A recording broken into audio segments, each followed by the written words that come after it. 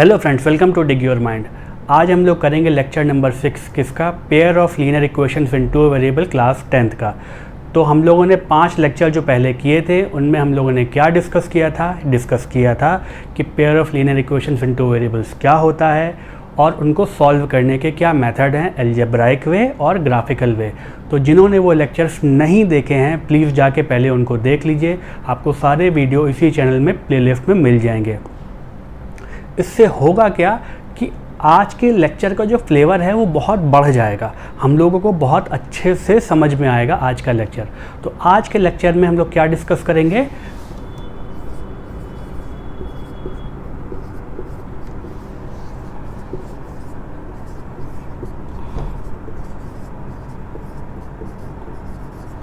Consistency of system. ठीक है, इस बात का क्या मतलब है? इसका मतलब ये है कि अभी तक हम लोग क्या कर रहे थे, ग्राफिकली ड्रॉ कर लेते थे, सॉल्व कर लेते थे या अलजेब्राइक वे में उसको सॉल्व कर लेते थे। क्लियर? अब थोड़ा सा हम और डेप्थ में जाते हैं, थोड़ा सा और सोचते हैं और देखते हैं कि एक्चुअली किस तरीके से बिहेव करती हैं दो लाइंस अगर हमें दे रखी हों। तो देखिए, एक वे तो ये है कि दो लाइंस आपस में इंटरसेक्ट करेंगी, ये दोनों लाइंस आपस में इंटरसेक्ट कर रही हैं। मैं किसी भी प्लेन की बात करता हूँ, वो प्लेन हमारा बोर्ड भी हो सकता है, वो प्लेन हमारा पेपर भी हो सकता है। ठीक है, तो अगर मैं किसी भी प्लेन की बात कर रहा हूँ तो या तो वो दो लाइंस आपस में इस तरह से इंटरसेक्ट करेंगी या फिर वो दो लाइंस पैरेलल होंगी। ठीक है जी। और थर्ड केस क्या होगा? थर्ड केस ये होगा कि लाइन एक दूसरे के ऊपर ओवरलैप कर जाएं, यानी कि सुपर इम्पोज कर जाएं, यानी कि एक के ऊपर ही दूसरी लाइन हो। वो किस तरह से होगा? एक लाइन हमने ये ड्रॉ की और दूसरी लाइन ये इसी के ऊपर हो गई। ठीक है, बात समझ में आ रही है? इनके भी डायरेक्शन बना लेते हैं भाई।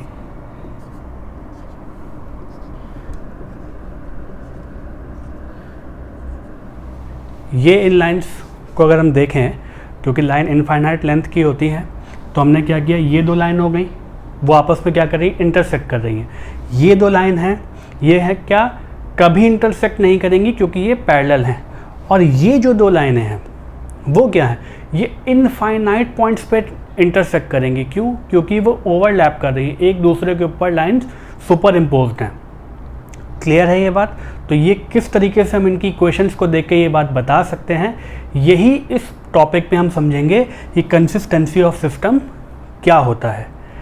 ठीक है, हमारी जो जनरल इक्वेशन होती है लाइन की वो क्या होती है, इसी फॉर्म में दो लाइंस की इक्वेशन हम लिखते हैं। जनरल इक्वेशन क्या है? फर्स्ट लाइन की इक्वेशन है a1x plus b1y plus c1 is equal to 0 और सेकेंड लाइन की इक्वेशन क्या है, a2x plus b2y plus c2 is equal to 0।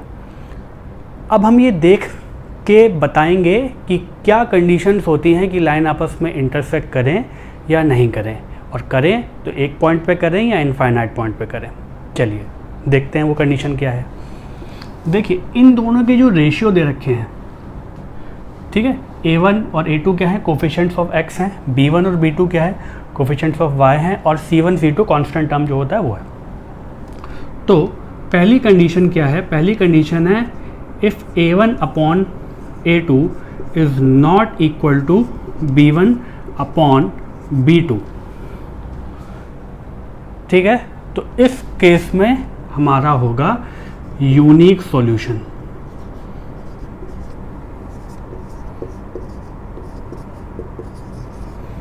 इस केस में होगा हमारा यूनिक सॉल्यूशन। इसका क्या मतलब है? इसका ये मतलब है कि लाइंस सिर्फ एक जगह आपस में इंटरसेक्ट कर लेंगी, जो नॉर्मली केस होता है ये। ठीक है, ये हमारा केस हो गया। कंडीशन नंबर 2,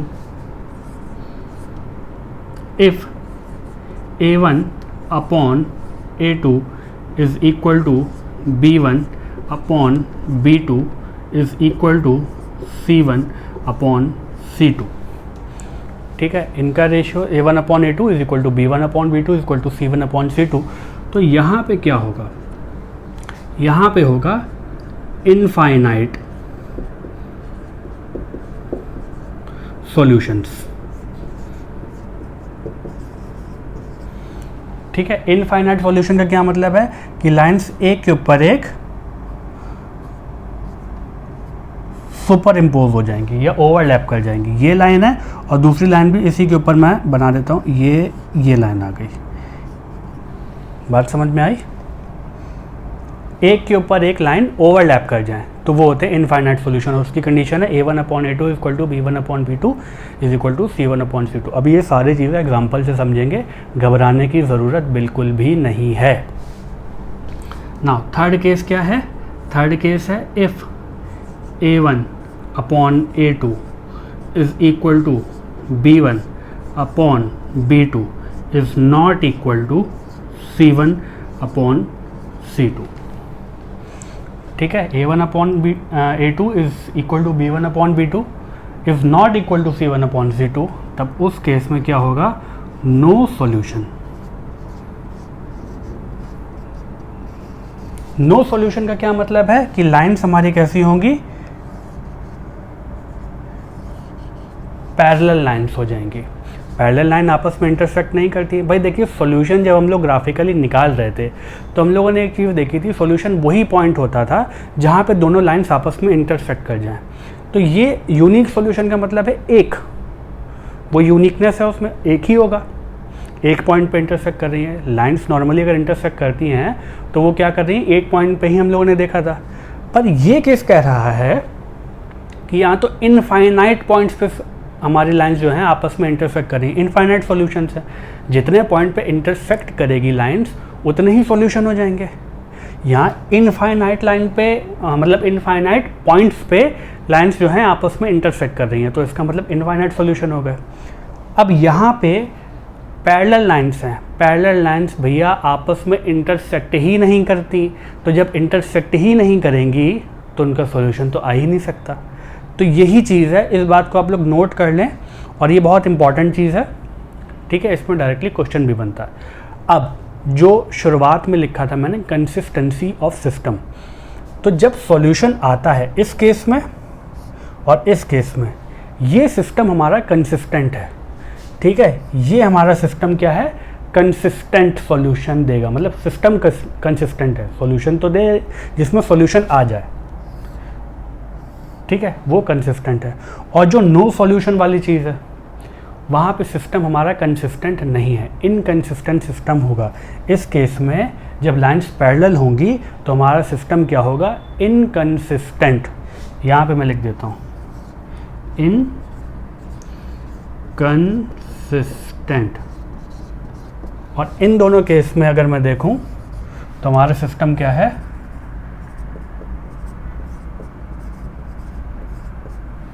ठीक है, इन केस में, इन दोनों केस में जब यूनिक सॉल्यूशन होगा और इनफाइनाइट सॉल्यूशन होंगे तो हमारा सिस्टम कंसिस्टेंट होगा, और जब नो सॉल्यूशन होगा यानी कि पैरेलल लाइंस होंगी तो हमारा सिस्टम इनकंसिस्टेंट होगा। अब इसी बात को हम कुछ एग्जाम्पल से समझते हैं। तो क्वेश्चन में दे रखा है कि x + 3y is equal to 6 and 2x - 3y is equal to 12। तो इसको एग्जाम्पल से समझते हैं पहले कि एक्चुअली जो मैंने आपको कंसिस्टेंसी की बात बताई है वो किस तरीके से हम लोग उसको देखेंगे। ओके, तो पहले तो इन दो लाइन्स को हमें देखना है कि क्या इनका यूनिक सॉल्यूशन है या इनफाइनाइट सॉल्यूशन है या फिर नो सॉल्यूशन है। तो उसकी कंडीशन पे हम लोग जाएंगे और उसको ग्राफिकली भी समझेंगे ताकि वो और अच्छे से समझ में आ जाए। ठीक है, तो ये जनरल फॉर्म में इक्वेशन नहीं दे रखी है, हालांकि इस फॉर्म में भी कर सकते हैं, पर अभी हम लोग जनरल फॉर्म में कर लेंगे क्योंकि जनरल फॉर्म को डिस्कस किया है अभी हम लोगों ने। ओके, तो ये हो गया, ये -6 हो गया दोनों तरफ, और ये दोनों तरफ -12 किया, तो ये -12 इज इक्वल टू 0। ठीक है, चलिए अब कंडीशन लगा के देखते हैं कि a1/a2 is equal to b1/b2 is equal to c1/c2 में क्या चल रहा है, क्या इक्वालिटी किस में बन रही है। ओके, तो a1 क्या है? 1, a1/a2, इसकी वैल्यू क्या आ गई? ऐसे मैं करके दिखा रहा हूँ आपको। क्या a1 क्या था? 1 और a2 क्या था? 2। क्लियर? ओके, b1 क्या है? और अपॉन b2 अगर मैं इसकी वैल्यू निकालूँ तो क्या है? 3। b1 की वैल्यू 3 एंड b2 की वैल्यू -3। क्लियर है? विच इज़ 1 कह सकते हैं, या इसको यहाँ पे भी छोड़ देंगे तब भी कोई दिक्कत नहीं। और ये क्लियरली है कि भाई A1 upon A2 A1 upon A2 is not equal to B1 upon B2। तो C1 अपॉन C2 पे तो कंपेयर करना ही नहीं है। क्लियर है बात, क्योंकि हमारी जो तीनों कंडीशन थी उनमें पहली कंडीशन में अगर मिल जाता A1 upon A2 is not equal to B1 upon B2 तो बाकी तो चेक ही नहीं करेंगे। देखिए 1/2, भाई देखिए ना 1/2 is not equal to 3 upon -3 और -1। दोनों बराबर थोड़ी, ये पॉजिटिव टर्म है नेगेटिव टर्म है पहले ही पता चल रहा है। दूसरी बात ये 1/2 है, ये माइनस का 1 है, हाफ है, तो इक्वल नहीं है। इसका क्या मतलब है? इसका मतलब है इन दोनों लाइन को अगर हम प्लॉट करेंगे तो हमें क्या मिलेगा? Unique solution. यूनिक सॉल्यूशन, ठीक है। इसका क्या मतलब है कि एक ही पॉइंट पे वो इंटरसेक्ट करेंगी, पर हमें इसको चेक करना है। ओके, तो अब हम क्या कर रहे हैं, इसमें हम कुछ पॉइंट्स प्लॉट करते हैं। चलिए, तो इसमें वैल्यूज पुट करते हैं। फर्स्ट इक्वेशन में ये x और y, ओके ये भी x और y, इसमें हम सेकंड इक्वेशन इसको पुट कर देंगे। और फर्स्ट इक्वेशन में x इक्वल टू से 0 पुट किया, x इक्वल टू 0 पुट किया तो क्या आया? 3y माइनस 6 इक्वल टू 0, और we can say 3y is equal to 6। तो 3y इज इक्वल टू 6 आया, तो y की वैल्यू क्या आ गई? 2। ठीक है, ओके। अब अगर मैंने इसमें x इज इक्वल टू से 6 पुट कर दिया, x इक्वल टू 6 पुट कर दिया तो 6 माइनस 6 0 हो गया। 3y is equal to 0 which means कि y इज इक्वल टू 0। ठीक है, या तो इसको 0 ले लेंगे एक बार और एक बार इसको 0 ले लेंगे, वही काम है, मैं इसमें कर लेता हूँ। इसमें मैंने x इक्वल टू 0 पुट किया तो minus 3y is equal to -12। ठीक है, मैं डायरेक्टली इसको इस तरह से बता रहा हूँ, आप लोग जो प्रीवियस वीडियो है उसमें प्रैक्टिस कर चुके होंगे तो ये आसान हो जाएगा। भाई -3y इज इक्वल टू 12, या फिर मैं देखिए -3y minus 12 is equal to 0, minus minus cancel out हो गया, तो 3y is equal to minus का 12। ठीक, ओके, तो ये x इक्वल टू 0, तो y की वैल्यू कितनी आ जाएगी? माइनस का 4। 3y is equal to minus का 12, it means y is equal to -4। Okay, अब मैंने y is equal to 0 put कर लिया, तो x की वैल्यू क्या आ जाएगी? ये टर्म तो 0 हो गया, 2x minus 12 is equal to 0, तो यहाँ पे क्या आ गया? 6 आ गया। क्लियर है? अब इसको हम प्लॉट कर लेते हैं। ओके, तो x equal to 0, x equal to 0 और y इज इक्वल टू 2 कहाँ होगा? कहीं यहाँ पे होगा, ये आ गया। Okay, and x equal to 6 and y is equal to 0, x equal to 6 and y is equal to 0 कहीं यहाँ पे होगा। क्लियर? तो इन दोनों पॉइंट्स को हमने ज्वाइन कर दिया, ये लाइन बन गई। ठीक है, ओके। अब इसमें x equal to 0 and y equal to -4, x equal to 0 and y equal to -4 कहीं यहाँ पे हो गया, and x equal to 6 and y equal to 0, तो यही पॉइंट आ गया। तो इन दोनों को भी ज्वाइन कर दिया, वो कुछ ऐसा होगा। तो लाइन्स की इक्वेशन लिख लेंगे। क्लियर? जब आपको स्क्रीन पे इक्वेशन दिखती है तो उस पर लिखा होता है, और वैसे ही आप हमेशा लाइन को मेंशन करेंगे कि आपने कौन सी लाइन ड्रॉ की है। भाई एग्जामिनर को कैसे पता चलेगा कि आपने कौन सी लाइन कौन सी है? इन दोनों में मुझे पता ही नहीं चलेगा ऐसे, तो मैं मेंशन करूँगा कि कौन सी लाइन की इक्वेशन कौन सी है। ये फर्स्ट लाइन की इक्वेशन थी, तो x प्लस 3y, x ये कौन सी इक्वेशन है? x plus 3y minus 6 is equal to 0, और ये कौन सी इक्वेशन है भाई? ये इक्वेशन है हमारी 2x minus 3y minus 12 is equal to 0। या तो इस फॉर्म में लिखेंगे, या जिस फॉर्म में दे रखी हो तो इसी में लिख लेंगे, या तो ऐसे लिख लेते हैं, या फिर उसी लाइन के ऊपर इक्वेशन लिख लेते हैं। या तो इस एरो से आप मेंशन कर देंगे, या फिर उसी लाइन के ऊपर आप उसको लिख देंगे, तो ये एक तरीका होता है। खैर, अब इस पे आते हैं कि जो हम लोग डिस्कस कर रहे थे मेनली, कि यहाँ पे क्या बात आती है? यूनिक सॉल्यूशन की। A1 upon A2 is not equal to B1 upon B2। तो आपने देखा ये दोनों लाइन एक ही पॉइंट पे इंटरसेक्ट करी हैं, और वो क्या है? 6,0। ठीक है, ये पॉइंट हम लिख लेते हैं भाई, चलिए 0,2, और ये पॉइंट क्या है? ये है 0,-4। क्लियर? तो यहाँ पे अगर हम देखें तो ये दोनों लाइन एक ही पॉइंट पर इंटरसेक्ट कर रही थी, यानी कि ये एक यूनिक सॉल्यूशन है, और ये बात हमने सिर्फ a1/a2 is not equal to b1/b2 को ही देख के बता दी। मतलब कितनी बढ़िया बात है कि सिर्फ हम इनके कोफिशिएंट्स को देखेंगे और देख के फट से बता देंगे कि ये लाइन्स इंटरसेक्ट करेंगी कि नहीं करेंगी। बात समझ में आ रही? ग्राफिकली हम लोगों ने जो सीखा था, अलजेब्राइक जो सीखा था, उसको हम देखते हुए किस तरीके से इसको सॉल्व करना है। चलिए आगे बढ़ते हैं। तो नेक्स्ट इक्वेशंस क्या है हमारी? x + 2y = 6 and second equation is 2x + 4y = 12। Clear? तो पहले जनरल फॉर्म में लिख लेते हैं। वैसे जनरल फॉर्म में इसको नहीं लिखेंगे तो भी चल जाएगा काम, अभी देखेंगे कैसे। चलिए पहले मैं ऐसे लिखता हूँ। क्लियर? पहले मैं ऐसे लिखता हूँ, फिर जनरल फॉर्म में भी देखेंगे वही चीज़ आती है कि नहीं आती है।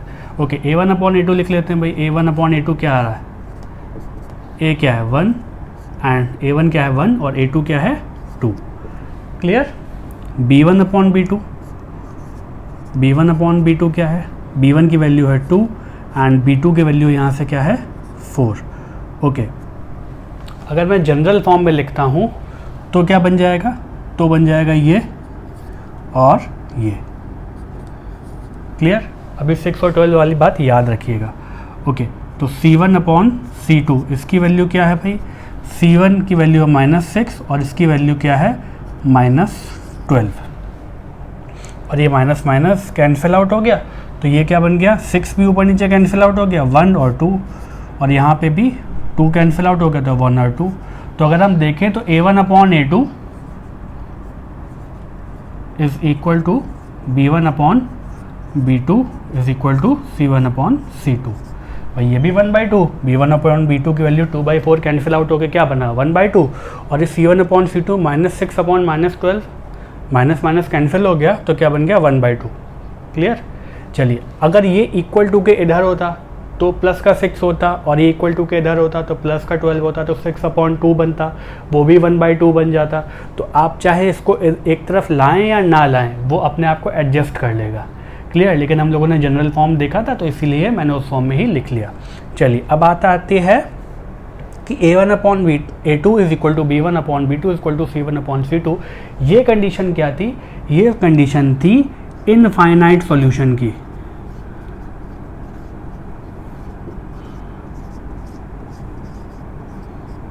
याद है? ये कंडीशन थी इनफाइनाइट सॉल्यूशन की। तो इसको चेक कर लेते हैं। तो वैल्यूज पुट करते हैं x और y की और ग्राफ ड्रॉ करते हैं। तो फर्स्ट इक्वेशन ले लेते हैं भाई, ये x और ये y। ओके, इसमें x इक्वल टू 0 पुट किया। अच्छा, एक काम करते हैं ना, इसको उस फॉर्म में लिखते हैं तो और जल्दी सॉल्व होता है। ये हटा दिया भाई, ये कर लिया, ठीक है। ऐसे ये और ये हटा दिया, ठीक है, ये हटा दिया, कोई समस्या नहीं है। अब x इक्वल टू 0 पुट किया तो 2y is equal to 6, x equal to 0 तो 2y इज इक्वल टू 6, तो y की वैल्यू क्या आ गई भाई 3। ये ज़्यादा बेटर है। ओके, अब y is equal to 0 put किया, y is equal to 0 put किया तो x इज इक्वल टू 6। ये तो बात क्लियर है, क्योंकि भाई 2y वाला टर्म भी 0 हो गया पूरा, तो x इक्वल टू 6 आ गया। Now in second equation x और y सेम पॉइंट ना लेके इस बार मैं थोड़ा सा चेंज करता हूँ। Okay, x equal to 2 put कर दिया एक बार, ठीक है, x इक्वल टू 2 पुट कर दिया तो ये क्या बन गया 2 2 का 4, और 4 इस तरफ आएगा तो कितना हो जाएगा 12 माइनस 4 विच इज़ 8, तो 4y इज इक्वल टू 8, तो इसकी वैल्यू क्या आ जाएगी, y की वैल्यू आ जाएगी 2, क्योंकि 4y इज इक्वल टू 8, तो दोनों तरफ 4 से किया डिवाइड तो 2 आ गई वैल्यू। चलिए, अब वापस एक बार एक पॉइंट चेंज हो गया, एक पॉइंट इसी में का ले लेते हैं। चलिए, x इक्वल टू 0 पुट कर दिया, x इक्वल टू 0 पुट कर दिया तो क्या आ गया 2 टाइम्स 0 प्लस 4 टाइम्स y, यानी कि ये टर्म 0, तो 4y इज इक्वल टू 12, तो y की वैल्यू क्या आ गई 3। क्लियर? अब ये पॉइंट्स हम लोग प्लॉट कर लेते हैं। 2 ही पॉइंट काफ़ी होते हैं, वैसे तो 2 ही पॉइंट काफ़ी होते हैं, अगर आप चाहें तो एक पॉइंट और ले सकते हैं। तो पॉइंट्स को प्लॉट करते हैं। तो पहला कोऑर्डिनेट क्या है 0,3, x equal to 0 and y equal to 3, ये पॉइंट हो गया, ठीक है, and x equal to 6 and y equal to 0, ये पॉइंट हो गया, x equal to 6 and y equal to 0, ये पॉइंट हो गया। इनको आपस में ज्वाइन कर देते हैं भाई। चलिए, थोड़ा गंदा बना है, क्लियर, थोड़ा गंदा बना है मुझे दिख रहा है, पर क्योंकि फ्री हैंड ड्रॉ किया है इसलिए ऐसा है। ओके, तो ये कौन सी लाइन हो गई हमारी x plus 2y is equal to 6, ये लाइन हो गई हमारी x plus 2y is equal to 6। दूसरी बात करते हैं इस लाइन की, 2,2 कहीं यहाँ पे होगा, ठीक है, मैं ये हो गया 2,2, ओके। नाउ 0,3 यहाँ होगा, ये इसी पॉइंट पे आ गया। अब अगर मैं देख रहा हूँ, मैंने थोड़ा सा इधर ड्रॉ किया, एक्चुअली इसी लाइन पे होगा, ठीक है, आपको समझाने के लिए बस इधर था। तो ये 0,3 और इसको अगर मैं ज्वाइन करता हूँ तो भैया ये इसी पे ओवरलैप करके, देख रहे हैं आप, ये ओवरलैप करके अगर मैं इसको ड्रॉ करूँगा तो भी वो एक, अरे गंदा बन रहा है, फ्री हैंड है भैया, फ्री हैंड है, फ्री हैंड है, फ्री हैंड है, फ्री, ये और ये तो ये थोड़ा सा ऊट पटांग से आप लोगों को अभी इस पर दिख रहा है, लेकिन ग्राफ पे आप लोगों को मेरे ख्याल से सही दिख रहा होगा। तो ये ओवरलैप कर गई, और ये इक्वेशन कौन सी है, ये इक्वेशन है हमारी 2x plus 4y is equal to what, 12। तो ये दोनों एक दूसरे के ऊपर ओवरलैप कर गई। देखिए ये सॉल्यूशन भी है हमारे, कौन कौन से, 0,3 इसका भी सॉल्यूशन, इसका भी सॉल्यूशन है, ठीक है। ऐसे 2,2 इस लाइन पे लाया कर रहा है, फर्स्ट वाली पे भी लाया कर रहा है और सेकंड वाली पे भी लाया कर रहा है, वो तो हमने देख ही लिया। ऐसे 6,0 फर्स्ट वाली पे लाया कर रहा है और सेकंड वाली में भी लाया करेगा, ग्राफिकली भी दिख रहा है। अगर हम वैल्यू पुट करके देखेंगे तो भी वो उसका सॉल्यूशन होगा। इसका मतलब ये है जो इसका सॉल्यूशन है वही इसका सॉल्यूशन है। लाइंस ओवरलैप कर गई हैं, इसका मतलब है कि इनफाइनाइट सॉल्यूशंस होंगे दोनों लाइंस के, और वो हम सिर्फ a1/a2 is equal to b1/b2 is equal to c1/c2 ये देख के बता सकते हैं। कितनी शानदार बात है कि हम एक ही बार में देखेंगे और फट से बता देंगे कि भैया लाइन इंटरसेक्ट करेंगी कि नहीं करेंगी। करेंगी तो क्या होगा, यूनिक सॉल्यूशन होगा या इनफाइनाइट सॉल्यूशन होगा। देखिए हमने नॉर्मली पढ़ा था कि हमारी जो लाइंस के सॉल्यूशन होंगे, मतलब नॉर्मली लाइंस जो होती है वो एक ही जगह इंटरसेक्ट करती है, बिल्कुल बात ठीक है। अब यहाँ तो इनफाइनाइट सॉल्यूशन आ गए हैं, इसका मतलब ये है कि अगर हम देखें तो एक्चुअली में ये एक ही लाइन की इक्वेशन लिखी है, ये दो अलग अलग लाइनें नहीं हैं, ये एक ही लाइन है, इसीलिए एक के ऊपर एक ओवरलैप कर गई। मतलब बस लिखने का तरीका चेंज हो गया, रिश्ता वही, सोच नहीं, वो वाला कॉन्सेप्ट हो गया इसमें। देखिए क्यों कहा मैंने ऐसा, अगर मैं पूरी इक्वेशन में किसी से मल्टीप्लाई कर देता हूँ या डिवाइड कर देता हूँ तो कोई फ़र्क नहीं पड़ता। इस इक्वेशन में आप 2 से मल्टीप्लाई कर दीजिए तो ये क्या बन जाएगा, ये बन जाएगा 2x, ये बन जाएगा 4y और ये बन जाएगा 12। 2x 4y 12 इस इक्वेशन में कन्वर्ट हो गया। इसका क्या मतलब है, ये दोनों इक्वेशन सेम ही लिखी हुई हैं, बस उनको लिखने का तरीका चेंज हो गया। भाई अगर इस इक्वेशन में मैं 2 से मल्टीप्लाई कर दूंगा या 4 से मल्टीप्लाई कर दूंगा या डिवाइड कर दूंगा तो क्या इक्वेशन में फ़र्क पड़ेगा? दोनों तरफ अगर हम सेम काम करते हैं तो कोई फ़र्क नहीं पड़ता इक्वेशन में, यही बात है। इसका मतलब ये है जो अलग अलग इक्वेशन की हम बात कर रहे हैं एक्चुअली वो एक ही लाइन की इक्वेशन है। एक लाइन तो अपने आप से इनफाइनाइट जगह इंटरसेक्ट करेगी, भाई इसके जो सोल्यूशन होंगे वो इसी के होंगे, ठीक है, यानी कि इसके जो सोल्यूशन है वो इसीलिए इसके हैं क्योंकि दोनों लाइन सेम ही हैं। बात समझ में आ रही है? जब सेम लाइन है दोनों तो इसका मतलब इनफाइनाइट सॉल्यूशन होंगे ही होंगे। लेकिन क्योंकि अब हम देख रहे हैं दो अलग अलग इक्वेशन दे रखी हैं तो हम कह देंगे हाँ भैया अलग अलग इक्वेशन है, तो तब भी वो इनफाइनाइट जगह पे ही इंटरसेक्ट करेंगी, इनफाइनाइट सॉल्यूशन होंगे। और ये सिर्फ हम कोफिशिएंट्स देख के बता सकते हैं, सिर्फ उनकी छोटी सी कैलकुलेशन, मतलब हमें ग्राफिकली ड्रॉ करने की भी ज़रूरत नहीं है ना? कितनी कमाल की बात। आगे बढ़ते हैं। नेक्स्ट क्वेश्चन क्या है, इक्वेशन हमें दे रखी है। पहली इक्वेशन है x plus y is equal to 3 और दूसरी इक्वेशन है 2x plus 2y is equal to 10। Okay, तो जनरल फॉर्म में लिखें ना लिखें बात बराबर ही है, कोई बात नहीं है। फिलहाल a1/a2 की वैल्यू निकालते हैं। a1/a2 क्या बन गया भाई, 1/2, ये 1 है, 2 है इसका कोफिशिएंट। ओके, b1/b2 क्या है, b1 की वैल्यू 1 है, इसका कोफिशिएंट और इसका कोफिशिएंट 2 है। क्लियर? तो ये दोनों तो बराबर आ चुके हैं। चलिए c1/c2 की भी निकाल लेते हैं भाई। c1/c2 की वैल्यू क्या है, ये वैल्यू है 3 और ये वैल्यू है 10। जनरल फॉर्म में लाएंगे तो क्या बन जाएगा, -3/-10 हो जाएगा।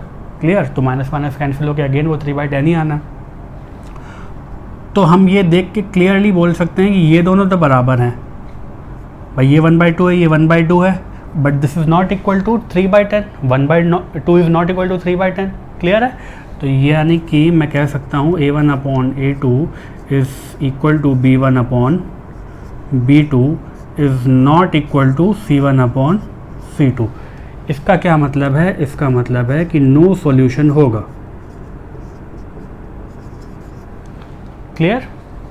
नो सॉल्यूशन, इसका क्या मतलब है कि सिस्टम इनकंसिस्टेंट है। पिछली दोनों जो कंडीशन थी, 2 क्वेश्चन हम लोगों ने किए थे, वहाँ पे सिस्टम हमारा कंसिस्टेंट था क्योंकि सॉल्यूशन आ रहा था। यहाँ पे नो सॉल्यूशन है, इसकी कोई सॉल्यूशन ही नहीं आ रहा, पर अभी हम लोग इसको ग्राफिकली भी देखेंगे। क्लियर है? तो ये कंडीशन देख के तो हमने ये निकाल लिया। अब हम देखते हैं ग्राफिकली ये बात कैसे होती है। चलिए तो वैल्यू पुट करते हैं फर्स्ट इक्वेशन में, ये x और y, और ये सेकेंड इक्वेशन का x और y। ओके, तो x is equal to 0 put कर दिया, तो उसके करस्पॉन्डिंग y की वैल्यू क्या आ जाएगी भाई? यहाँ 0 + y इज इक्वल टू 3, तो y की वैल्यू क्या आ गई? 3 आ गई। ठीक है, अब y is equal to 0 put कर दिया तो क्या हो गया भाई? ये x + 0 इज इक्वल टू 3, तो ये 3 आ गया। क्लियर है ये बात? ओके, सेकेंड इक्वेशन में x इक्वल टू 0 पुट कर दिया, तो 0 + 2y इज इक्वल टू 10, तो 2y इज इक्वल टू 10, दोनों तरफ 2 से डिवाइड किया तो क्या आ गया? y की वैल्यू 5 आ गई। ठीक है जी। नाउ अब y is equal to 0 put कर दिया, तो x की वैल्यू क्या आ गई? 2x इज इक्वल टू 10, तो यानी कि x की वैल्यू क्या आ गई? 5 आ गई। तो ये 0 5 आ गया और ये 5 0 आ गया, यहाँ 0 3 और 3 0 आ गया। इनको प्लॉट कर लेते हैं, ठीक है, ग्राफ पे। तो 0,3 कहाँ होगा? 0,3 कहीं यहाँ होगा भाई। क्लियर? और 3,0 कहाँ होगा? 3,0 कहीं यहाँ होगा भाई। इन दोनों को हमने ड्रॉ कर लिया, ज्वाइन कर लिया, ये और ये। क्लियर? ये कौन सी इक्वेशन थी? x + y is equal to 3। तो एक तरीका ये भी होता है कि भाई ऐसे टेढ़ा लिख दो, x + y is equal to 3। अब दूसरी क्या है? 0,5, 0,5 ये पॉइंट हो गया, और 5,0 x equal to 5, x equal to 5, मैंने उल्टा लिख दिया, x इक्वल टू 0 पे y इक्वल टू 5 ये होगा। ठीक है, और 5 x इक्वल टू 5 पे y इक्वल टू 0 ये होगा, मैंने उल्टा लिख दिया था, सॉरी। चलिए तो ये और ये ज्वाइन कर देते हैं भाई, ये और ये, तो ये दोनों लाइन पैरेलल बन गई। ठीक है, ये कौन सी थी? ये थी 2x + 4y is equal to 10। Clear? 2x + 4y is equal to 10, ये इक्वेशन हो गई, और ये हो गई x + y is equal to 3। तो आप लोगों ने नोटिस किया कि ये दोनों लाइंस जो थी वो आपस में इंटरसेक्ट नहीं कर रही हैं, ये पैरेलल बन रही हैं। ग्राफ पे आपको और क्लियरली दिख रहा होगा। ठीक है, तो आपने ये नोटिस करें कि A1/A2 is equal to B1/B2 is not equal to C1/C2। इस कंडीशन को हमने देखा तो नो सॉल्यूशन। ये हम लोग ग्राफिकली देख के ज़्यादा समझ में आ रहा है हम लोगों को कि भाई ये क्या है, इस बात का मतलब कि इंटरसेक्ट कर रही हैं या नहीं कर रही हैं, तो एक पॉइंट पे कर रही हैं, इनफाइनाइट पॉइंट पे कर रही हैं, वो वाली बात। क्लियर है? तो ये मेरे ख्याल से आप लोगों को बहुत अच्छे से समझ में आ गया होगा। कुछ क्वेश्चन हम देखेंगे डायरेक्टली किस तरह से क्वेश्चन आते हैं, उनको हम देख के 1 मार्कर होंगे, या मतलब इस तरह से छोटे छोटे क्वेश्चन जो होते हैं उनको भी हम लोग कर लेंगे, और वो बस देख के ही करेंगे। उसमें हर बार में ग्राफ बनाने की ज़रूरत नहीं होगी। ग्राफ सिर्फ इसलिए बताया गया ताकि आपको अच्छे से समझ में आ जाए कि इस बात का इंटरप्रिटेशन क्या है, ग्राफिकल या ज्योमेट्रिक जो इंटरप्रिटेशन है वो एक्चुअली वो क्या कहना चाहता है। चलिए तो कुछ क्वेश्चंस और करते हैं। ओके, तो क्वेश्चन में दे रखा है कि हमें यहाँ फाइंड करना है कि हमारा सिस्टम कंसिस्टेंट है या नहीं, मतलब कि सॉल्यूशन कैसा देगा, यूनिक सॉल्यूशन देगा या इनफाइनाइटली मैनी सॉल्यूशन दे देगा या फिर नो सॉल्यूशन देगा। तो ये 3 क्वेश्चन है और इसी में हमें फाइंड करना है। तो क्या तरीका है? यही तरीका है जो आज हमने सीखा है, क्या A1/A2 इक्वल टू B1/B2, और ये जो सारी चीज़ें हैं उसकी कंडीशन लगा के देख लेंगे। चलिए सॉल्व करते हैं। A1 यहाँ पे क्या है? A1/A2 अगर मैं निकालता हूँ तो क्या वैल्यू निकल के आएगी? A1 की वैल्यू 1 है, इसका कोफिशिएंट, ठीक, इसका कोफिशिएंट क्या है? 3, तो दिस इज़ 1/3। ओके, B1/B2 की वैल्यू क्या है भाई? उसकी वैल्यू है यहाँ पे -2 है, एंड ये प्लस का 4 है।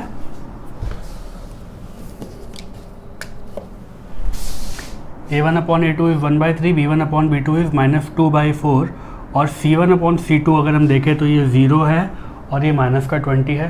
तो चलिए लिख लेते हैं फिलहाल C1/C2 ये क्या है 0 है और यहाँ पे माइनस का 20 है क्योंकि जनरल फॉर्म में लिखी हुई है इक्वेशन। अब अगर हम देखें A1/A2 की वैल्यू क्या है 1/3 और B1/B2 की वैल्यू अगर हम देखें तो दिस इज माइनस का 1/2। क्लियर, ऊपर नीचे 2 से कैंसिल किया तो 1/3 is not equal to minus का 1/2। वैसे भी ये पॉजिटिव है नेगेटिव है ऐसे भी दिख रहा था और कैंसिल करेंगे तो भी हमें दिख रहा है। तो A1/A2 is not equal to B1/B2। It means unique solution. बात क्लियर है?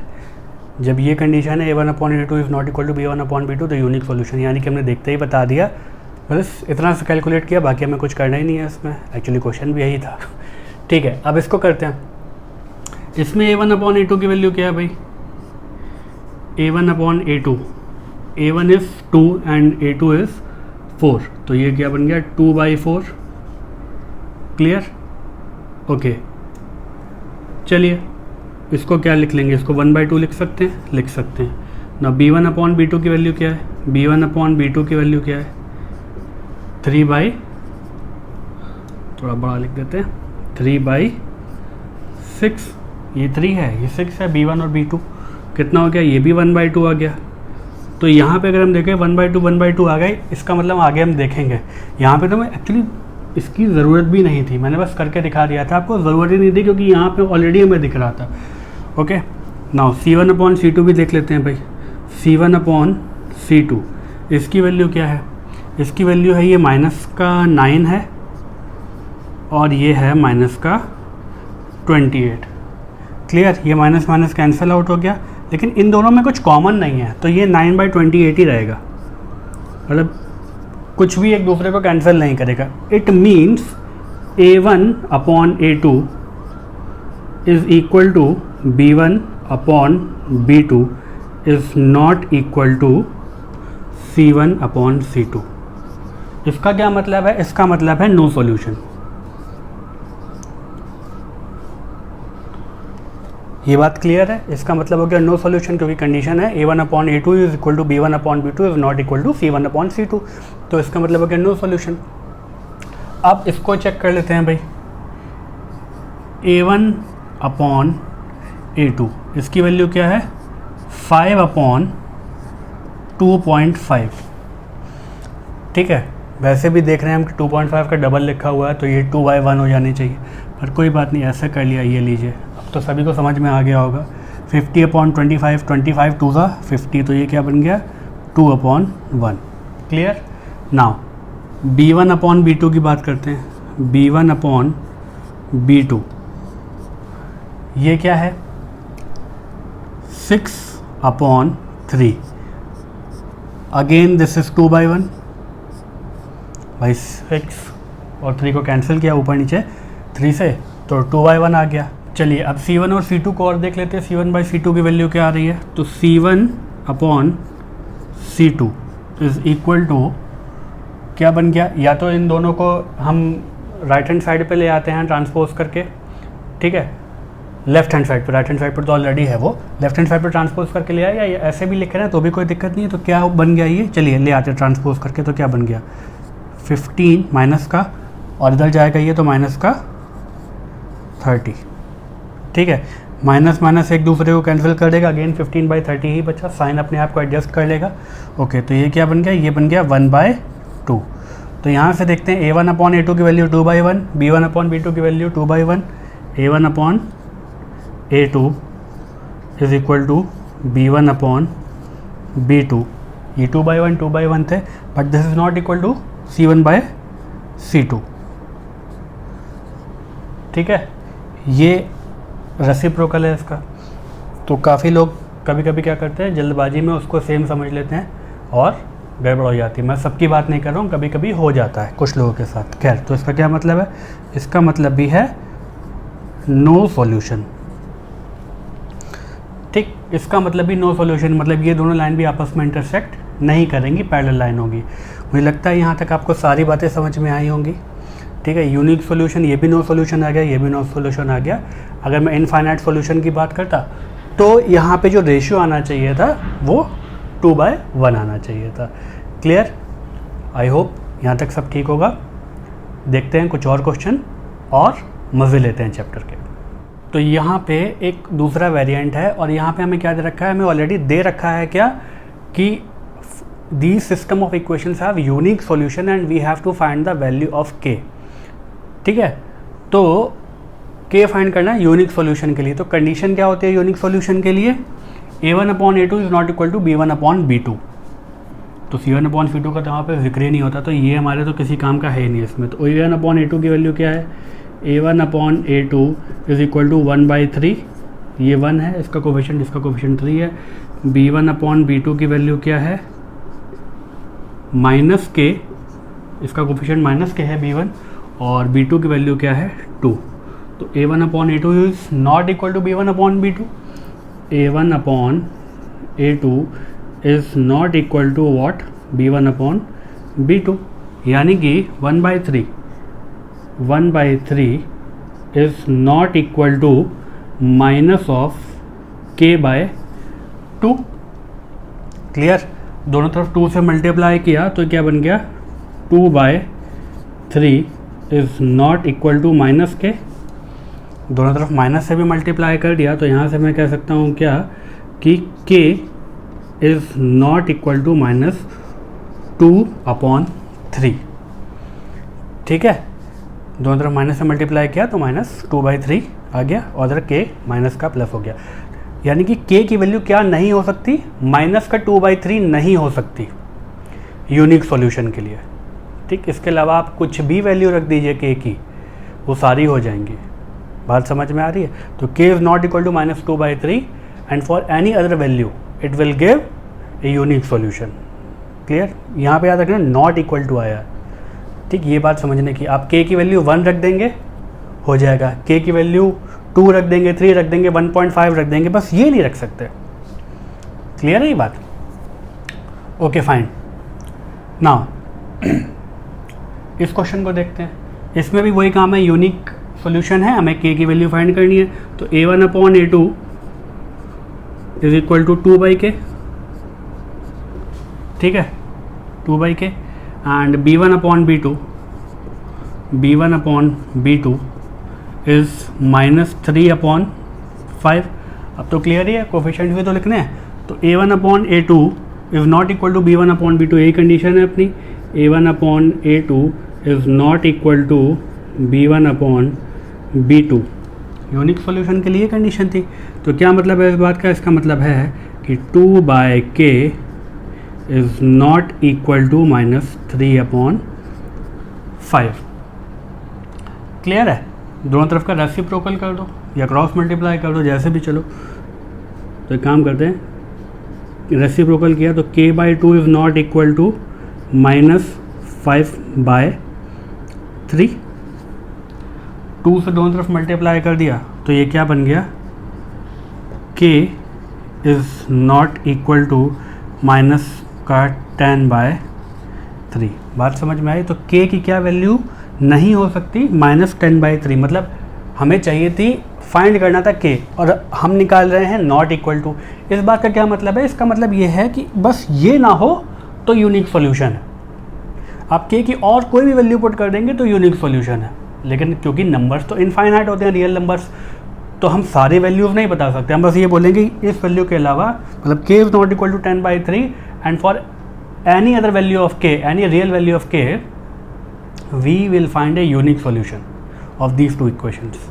मतलब दीज टू इक्वेशन के लिए नहीं, मैं सिर्फ इसकी इक्वेशन की बात कर रहा हूँ, क्योंकि इस वाली इक्वेशन के लिए तो -2/3 नहीं हो सकती थी। ठीक है, बात समझ में आ रही है? आई थिंक यहाँ तक बात क्लियर होगी। एक फॉर्म और देखते हैं, बहुत मज़ा आएगा। नेक्स्ट क्वेश्चन क्या है? These following system of equations have infinite solutions and we have to find the value of k। Clear? तो इनफाइनाइट सॉल्यूशन की कंडीशन क्या होती है? a1/a2 is equal to b1/b2 is equal to c1/c2, और इसी को हमें लगाना है यहाँ पे। ओके, तो a1/a2 is equal to b1/b2 is equal to c1/c2, यही होता है। तो ये क्या बन गया भाई? 5/10 a1/a2, b1/b2 की बात करें तो क्या बन गया 2/4, और c1/c2 की बात करते हैं तो k को अगर मैं ट्रांसपोज करके और 3 को ट्रांसपोज करके ले जाता हूँ तो ये बन जाएगा क्या -k/-3 which is again k/3 simply. तो ये भी 1/2 है और ये भी 1/2 है, तब तो कोई दिक्कत ही नहीं है। ठीक है, तो मैं कह सकता हूँ कि 1/2, क्योंकि ये इसके बराबर तो है ही, हमें पता ही है, इज़ इक्वल टू k/3। तो 3 का दोनों तरफ मल्टीप्लाई कर दिया तो ये 3 इधर पहुँच जाएगा, तो क्या बन जाएगा 3/2 इज़ इक्वल टू k। तो इनफाइनाइट सॉल्यूशन के लिए इस सिस्टम ऑफ इक्वेशन में जो वैल्यू होगी k की वो क्या होगी 3/2। चलिए, ये थोड़ा सा डिफरेंट क्वेश्चन है। इसमें डिफरेंट क्या है कि इसमें यहाँ भी k है, यहाँ भी k है, इवन यहाँ भी k और यहाँ k-3 है, तो इतने सारे k हो गए, मतलब एक k यहाँ पे भी है। तो कोई बात नहीं, हमारा कॉन्सेप्ट अगर क्लियर है तो हम क्वेश्चन सॉल्व कर सकते हैं, बस थोड़ा सा दिमाग को सही तरह से यूज़ करना है। ओके, तो a1/a2 equal to b1/b2 equal to c1/c2, यही वाली कंडीशन यहाँ पे है, तो मैं डायरेक्टली वैल्यू लिख लेता हूँ। तो क्या बन जाएगा k/12 a1/a2 is equal to b1/b2 यानी कि 3/k, clear, is equal to c1/c2। अगर मैं करता हूँ, ये इधर आएगा, बात बराबर ही है, तो मैं डायरेक्टली लिख देता हूँ भाई k-3/k। ठीक है, चलिए अब इन दोनों इक्वेशन को ले लेते हैं। तो यहाँ से मैं क्या कह सकता हूँ, ये k इधर मल्टीप्लाई हो जाएगा और ये 12 इधर हो जाएगा, क्रॉस मल्टीप्लिकेशन। तो ये क्या बन गया k² is equal to what 36, clear. तो k की वैल्यू यहाँ से क्या आ गई ±6। इतना तो समझ में आता है अपने को, k² इक्वल टू 36 था तो k की वैल्यू ±36 आ गई। चलिए भाई, अब मैं इन दोनों को ले लेता हूँ, इन दोनों इक्वेशन को ले लिया तो मैं क्या कह सकता हूँ, मैं ये कह सकता हूँ कि 3/k is equal to k-3/k, clear. कुछ लोग k और k यहाँ से कैंसिल कर देंगे, क्लियर। अगर मैं k और k यहाँ से कैंसिल कर देता हूँ, जो कि नहीं करना चाहिए, ठीक है, अगर k और k मैं यहाँ से कैंसिल कर देता हूँ तो क्या वैल्यू बन जाएगी 3 इज़ इक्वल टू k-3। तो ये k दोनों तरफ 3 ऐड करेंगे तो क्या आ जाएगा 6 is equal to k। Answer 6 ज़रूर आ गया है यहाँ पे। देखिए यहाँ पे k की वैल्यू क्या आ रही थी ±6 और यहाँ आ रही थी 6, ठीक। ये हमने कर ज़रूर दिया है पर ऐसे करना नहीं चाहिए, ठीक है। ऐसे कभी भी किसी वेरिएबल को कट नहीं करना चाहिए। हमें k की वैल्यू फाइंड करनी थी और हमने k ही एक उड़ा दिया, ठीक है, तो वो हमें करना नहीं चाहिए। हमें करना क्या चाहिए वो देखते हैं। देखिए ये k और k निपटेंगे नहीं तो क्या बन जाएगा, तो ये बन जाएगा 3/k is equal to k-3/k। ये k इधर मल्टीप्लाई होगा और ये k इधर मल्टीप्लाई हो जाएगा तो क्या बन जाएगा 3k is equal to k²। ये इधर मल्टीप्लाई हुआ, चलिए काम करते पहले ऐसे लिख लेते भाई, k times k-3, clear. k times k is k² and -3 times k which is 3k is equal to 3k, clear. बिल्कुल क्लियर चल रहा है सब अभी तक। ओके, दोनों तरफ 3k ऐड कर देंगे तो क्या बन जाएगा, या एक काम करते हैं, इस 3k को भी इधर ले आते हैं तो क्या बन गया k² -3k और 3k दोनों तरफ हमने सब्ट्रैक्ट कर दिया तो क्या बन गया 6k। इधर सब्ट्रैक्ट करेंगे तो 0 हो जाएगा, 3k -3k और यहाँ हो जाएगा -3k, तो वो मतलब -3k प्लस -3k कितना बन गया -6k इज इक्वल टू 0। अब यहाँ से हम क्या कर सकते हैं, यहाँ से हम k कॉमन ले सकते हैं। देखिए अगर जब हम आगे जाएंगे हम क्वाड्रेटिक इक्वेशंस पढ़ेंगे तब तो हम बहुत आसान से सॉल्व कर लेंगे इस चीज़ को, ठीक है, बहुत आसानी से हो जाएगा। लेकिन क्योंकि अभी हम लोग ने क्वाड्रेटिक इक्वेशन नहीं पढ़ा है, क्लास 10th का ही चैप्टर है, पढ़ लेंगे तो कोई दिक्कत नहीं है, लेकिन नहीं पढ़ा है जिन लोगों ने या मैं मान के चल रहा हूँ अभी नहीं पढ़ा है, पहले ही बार हम लोग यही चैप्टर कर रहे हैं, तब उस केस में हम क्या करेंगे, ओके, इन दोनों में k कॉमन ले लिया तो क्या बचा, k -6 इज इक्वल टू 0। अब मैं आपसे एक चीज़ पूछ रहा हूँ, कोई भी दो टर्म का प्रोडक्ट 0 कब हो सकता है? ये एक टर्म लिखा है, एक टर्म ये लिखा है, या तो ये 0 हो जाए या तो ये 0 हो जाए, या तो k 0 हो जाएगा। अगर k की वैल्यू 0 हो गई तो 0 टाइम्स k -6 यानी 0 - 6 अगेन 0 टाइम्स -6 इज 0, और k -6 0 हो जाए, या तो ये 0 हो जाए या तो ये 0 हो जाए, तभी तो हो सकता है दो टर्म्स का प्रोडक्ट 0, या दोनों 0 हो जाए। साइमल्टेनियसली दोनों 0 हो नहीं सकते, क्योंकि भाई अगर इसको 0 पुट करेंगे तो ये -6 हो जाएगा टर्म, और इसको k -6 is equal to 0, it means k is equal to 6। ये बात क्लियर है? तो या तो k की वैल्यू ये आ जाए या तो ये आ जाए, क्लियर है? तो यहाँ से k की दो वैल्यू यहाँ से निकल के आई, k की दो वैल्यू यहाँ से निकल के आई, तो k की दो वैल्यू क्या निकल के आई यहाँ से, या तो 6 हो या फिर -6 हो, और यहाँ k की वैल्यू क्या निकल के आई, 0 और 6। तो दोनों वैल्यू इसकी भी नहीं हो सकती, दोनों वैल्यू उसकी भी नहीं हो सकती। इन दोनों की कॉमन वैल्यू क्या है? इन दोनों की कॉमन वैल्यू अगर हम देखें तो वो है k इज इक्वल टू 6। तो इन दोनों में जो कॉमन वैल्यू निकल के आई, इन दोनों इक्वेशन को सॉल्व करने के बाद जो हम लोगों ने कैलकुलेशन की, पहलवानी की, उससे ये निकल के आया, तो k इज इक्वल टू 6 होगा। Clear? k is equal to -6 पे ये वाला पार्ट हमें नहीं दे रहा है, क्या कंडीशन हमारी है, और k इज इक्वल टू 0 अगर हम पुट करेंगे तो उसमें ये सेटिस्फाई नहीं करेगा। क्लियर है? ये बात समझ में आई? अब बहुत से लोग कहेंगे सर इतनी आपने मेहनत की, यहाँ से तो फट से निकल के आ गया था। भैया फट से निकल के आ तो गया था, लेकिन ये प्रोसेस सही नहीं है। मैथमेटिकली हमने क्या किया, थोड़ा सा मैं डिटेल में जा रहा हूँ, हमने मैथमेटिकली क्या किया कि एक वेरिएबल का रूट ही ख़त्म कर दिया, मतलब एक सॉल्यूशन ही ख़त्म कर दिया। देखिए यहाँ पे दो सॉल्यूशन बन रहे थे, यहाँ पे भी दो सॉल्यूशन बन रहे थे। हो सकता है क्लास 10th में अभी हम कहें कि ये बात चलिए कर सकते हैं, करनी नहीं चाहिए, अभी के लिए तुक्के से आ गया, ये बात सही है, लेकिन ये इस तरह से जो हम काम करते हैं ना, वो मामला बड़ा गड़बड़ हो जाता है। आगे की क्लासेस जब हम जाएंगे, देखेंगे, पढ़ेंगे, तो हमको समझ में आएगा कि ये हम लोगों ने कितना बड़ा गलत काम किया। तो ये काम नहीं करना भी, ये काम नहीं करना है, भले ही इस बार आंसर आ गया हो, पर ये काम करना नहीं है। आगे के लिए जब हम लोग अच्छे लेवल पे पढ़ाई करते हैं तो ये काम नहीं करते, इस तरीके से ही सॉल्व करेंगे, बार बार बोल रहा हूँ, ठीक है? इस शॉर्टकट पे नहीं जाना। क्लियर? चलिए आगे बढ़ते हैं भैया थोड़ा सा। हमारा नेक्स्ट क्वेश्चन क्या है कि these two equations have no solution and we have to find the value of k। तो कंडीशन दे रखी है नो सॉल्यूशन की, और हमें k की वैल्यू फाइंड करनी है। तो कंडीशन क्या होती है भाई नो सॉल्यूशन की, a1/a2 is equal to b1/b2 is not equal to c1/c2। ठीक है, ये कंडीशन होती है, तो उसी का इस्तेमाल करेंगे। अब दिक्कत ये है, यहाँ पे तो अभी तक तो k ही चल रहा था, अब यहाँ तो k² भी आ गया, तो थोड़ा सा और लग रहा है कि दिक्कत हो सकती है। दिक्कत कोई नहीं, कॉन्सेप्ट अप्लाई करेंगे तो सब कुछ समझ में आएगा। क्लियर? ठीक है, तो a1/a2 क्या है भैया, 3k + 1/k² + 1, a1/a2 हो गया।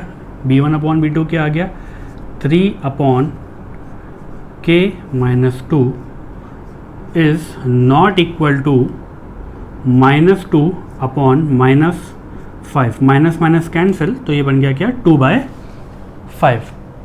क्लियर है बात? इन दोनों को ले लेते हैं, इन दोनों को ले लिया तो यहाँ से मैं इसको क्रॉस मल्टीप्लाई कर सकता हूँ भाई। तो क्या बन गया, 3 टाइम्स k + 1, और ये k - 2 मल्टीप्लाई हो गया इसमें। यहाँ से क्या बना, 3 टाइम्स k² + 1 पूरा, इधर k² + 1 मल्टीप्लाई करना आता है हमें अलजेब्राइक टर्म्स को। 3k times k which is 3k² plus 1 times k which is k। अब -2 से इसको मल्टीप्लाई किया तो क्या बन गया, -6k, ठीक, एंड -2 टाइम्स 1 विच इज़ -2। यहाँ तक बात क्लियर है भाई? 3k को इससे किया तो 3k², और फिर 1 को किससे किया तो ये हो गया, फिर -2 को 3k से किया तो -6k और -2 टाइम्स 1 इज़ -2। कई लोग इसको पहले इन दोनों से करते हैं, बात बराबर ही आती है। चलिए, तो 3 times k² which is 3k² plus 3। Clear. अब आप देखिए यहाँ से 3k² यहाँ भी है, 3k² यहाँ भी, ये दोनों कैंसिल आउट हो जाएंगे। ये कैसे कैंसिल आउट होगा? ये इसलिए होगा क्योंकि हमने सीधे सब्ट्रैक्ट किया है, हमने डिवाइड नहीं किया ना मल्टीप्लाई किया किसी चीज़ से। वो जो हम k से मल्टीप्लाई या डिवाइड जो पिछले क्वेश्चन में हमने देखा था, ठीक है, डिनोमिनेटर में किया रहा था, हमने सीधे इस तरह से कर दिया था, वो नहीं कर सकते हम, वो गड़बड़ा है। ये कर सकते हैं, सब्ट्रैक्ट करने में कोई दिक्कत नहीं है। दोनों तरफ से k² मतलब 3k² का हम सब्ट्रैक्ट कर देंगे तो कोई प्रॉब्लम नहीं है। ओके, तो k - 6k which is minus का 5k। क्लियर। ये -2 है, ये इधर पहुंच जाएगा तो क्या बन जाएगा, +2 एंड +3 विच इज़ +5। 5 से दोनों तरफ डिवाइड किया, कोई दिक्कत नहीं है, 5 कैंसिल आउट हो गया। यहाँ से क्या निकल के आ रहा है, यहाँ से निकल के आ रहा है -k is equal to 1 which means k is equal to -1। बात समझ में आ रही है? k की वैल्यू क्या आ गई यहाँ से -1। ओके, अब हमें एक काम और करना है भाई, k इज़ इक्वल टू -1 यहाँ लिख लो भाई। क्लियर। ओके, अब हमें ये चेक करना है कि क्या k की वैल्यू मैं -1 पुट करता हूँ तो ऐसा तो नहीं है कि ये 2/5 के बराबर आ जाता है एक्सप्रेशन। ये वाला एक्सप्रेशन 2/5 के बराबर आ जाएगा तो नो सॉल्यूशन हो जाएगा वाली कंडीशन जो है वो नहीं आएगी, मतलब नो सॉल्यूशन वाली कंडीशन नहीं आएगी। तो k इज़ इक्वल टू -1 इसमें पुट करके देख लेते हैं। 3/-1 k की जगह, ठीक है, -2 which is 3/-1 and -2 which is -3 which is -1। 3/3 is 1 और ये तो ये ओवरऑल वैल्यू क्या आ गई, -1 आ गई इसकी वैल्यू। क्लियर है। अगर हम इसमें भी पुट करके देखेंगे तो भी देख लेते हैं भाई, क्योंकि ये दोनों तो बराबर ही थे। चलिए, तो क्या बन गया, 3k + 1/k² + 1। आप चेक कर रहे हैं भैया, क्या बन गया, 3 टाइम्स k की वैल्यू -1 पुट करी तो क्या आ गया, -1 + 1 अपॉन k की वैल्यू -1 पुट करी तो -1² + 1 which is -3। 3 times -1 is -3 + 1 upon -1 का square is 1 + 1 which is -3 + 1 which is -2 upon 2 1 + 1 which is again -1। तो ये दोनों तो देखिए बराबर आ गए, आना ही था क्योंकि ये इक्वल थे, हम लोगों ने उसी के लिए सॉल्व किया था। ये तभी नहीं आता जब हमारी कैलकुलेशन एरर होती, पर कैलकुलेशन बिल्कुल ठीक है। तो ये -1 आ रही है इसकी वैल्यू, ये -1 आ रही है, k की भी वैल्यू बाई चांस की बात है -1 है, इस पूरे की वैल्यू भी -1 आ रही है। ठीक है, तो इसमें कन्फ्यूज मत होइएगा, इस पूरे न्यूमरेटर बाय डिनोमिनेटर की वैल्यू भी -1 आ रही है for k is equal to -1, by chance की बात है। और ये 2/5 के बराबर नहीं, ये भी हमने चेक कर लिया। ठीक है, तो ये सारे फॉर्म के क्वेश्चन हमने इस तरह के कर लिए कि क्या मतलब होता है हमारा जब लाइंस हमारी इंटरसेक्ट करती हैं या नहीं करती हैं, unique solution, infinitely many solution, no solution, इसका ग्राफिकल इंटरप्रिटेशन भी हम लोगों ने देख लिया है। और उसके बाद इस तरह के जो क्वेश्चंस होते हैं, फाइंड द वैल्यू ऑफ के, ये वाली चीज़ें भी हम लोगों ने कर ली हैं। आई होप सारी चीज़ें समझ में आई होंगी। कोई डाउट आता है तो कमेंट सेक्शन में मुझसे पूछ सकते हैं। पढ़ते रहिए और मस्त रहिए और मिलते हैं नेक्स्ट क्लास में। Thank you so much for watching the video.